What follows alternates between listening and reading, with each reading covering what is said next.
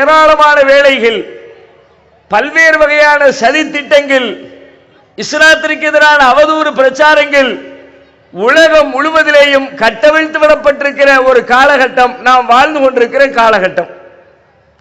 இப்படிப்பட்ட காலத்தில் இஸ்லாம் எப்படி வளர்ச்சி அடைய முடியும்?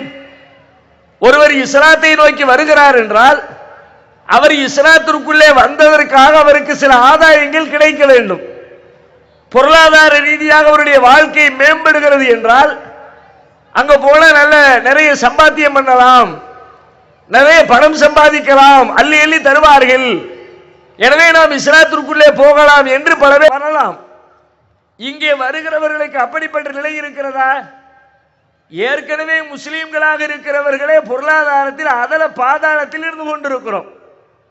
இந்த நாட்டில் வாழுகிற மொத்த குடிமக்களில் அனைத்து மதத்தவர்களில் பொருளாதார ரீதியாக ஆக பின்தங்கிய சமூகம் எது என்று கேட்டால் முஸ்லிம்களாகிய நாம் மட்டும்தான் இருக்கிறோம்.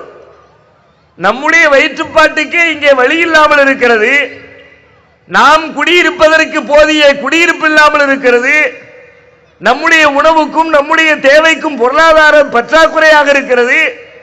இப்படிப்பட்ட நேரத்திலே ஒருவரை புதிதாக இஸ்லாத்திற்குள்ளே வாருங்கள், உங்களுக்கு வேலை வாங்கி தருகிறோம், உங்களுக்கு வீடு கட்டி தருகிறோம், உங்களுக்கு மருத்துவம் பார்க்கிறோம், உங்கள் பிள்ளைகளை படிக்க வைக்கிறோம், உங்களுக்கு மாதா மாதம் ஆயிரக்கணக்கான ரூபாய்களை உதவித்தொகையாக வழங்குகிறோம் என்று சொல்லுகிற நிலையா இங்கே இருக்கிறது?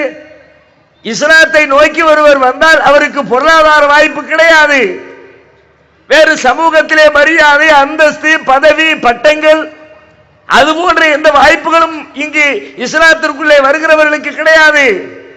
இன்னும் சொல்ல போனால் ஒரு கொள்கை வளர வேண்டும் என்றால் அதற்கு திட்டமிட்ட ஒரு தலைமை இருக்க வேண்டும். அதை வளர்ப்பதற்காக வேண்டி திட்டங்களை தீட்ட வேண்டும். அதற்காக வேண்டி பொருளாதாரத்தை வாரி இறைக்க வேண்டும்.